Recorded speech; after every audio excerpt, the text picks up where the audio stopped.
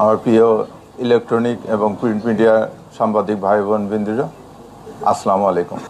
আপনারা সবাই অবগত আছেন যে গত 7ই জানুয়ারি 2026 তারিখ আনুমানিক রাত 8:30 দিকে রাজধানীর পশ্চিম তেজতুরি পাড়াস্থ হোটেল সুপারস্টারের পাশের গলিতে অজ্ঞাতনামা দুর্বৃত্ত কর্তৃক বাংলাদেশ জাতীয়তাবাদী স্বেচ্ছাসেবক দলের ঢাকা মহানগর উত্তরের সাধারণ সম্পাদক মোহাম্মদ আজিজুর রহমান ওরফে মোসাব্বির ও সুফিয়ান মাসুদকে হত্যার উদ্দেশ্যে গুলি করে।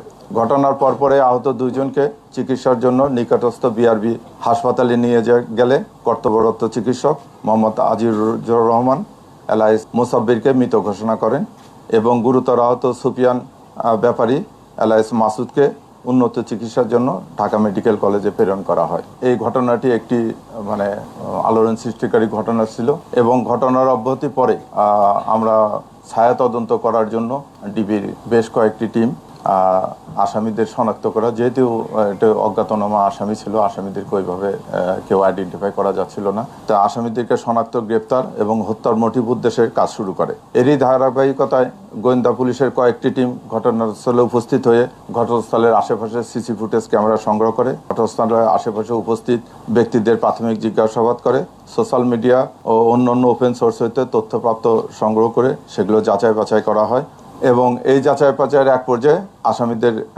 আমরা মোটামুটি শনাক্ত করতে সক্ষম হই এবং শনাক্তকৃত আসামিদেরকে গ্রেপ্তারের উদ্দেশ্যে বাংলাদেশের বিভিন্ন জায়গায়, যথা ঢাকা, মানিকগঞ্জ, গাজীপুর, ময়মনসিংহ, নেত্রকোনা, ভৈরব, তারপরে কিশোরগঞ্জ সহ অন্যান্য এলাকায় ব্যাপক অভিযান পরিচালনা করা হয়।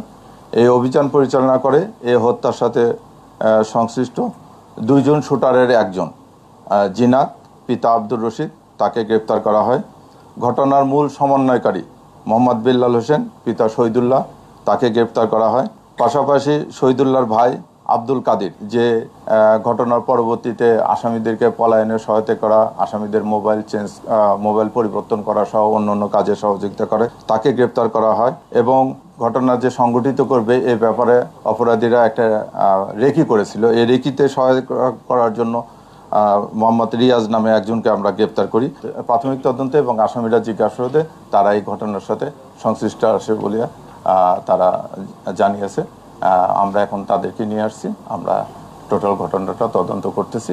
এই পর্যন্তই এই হত্যার এখন পর্যন্ত।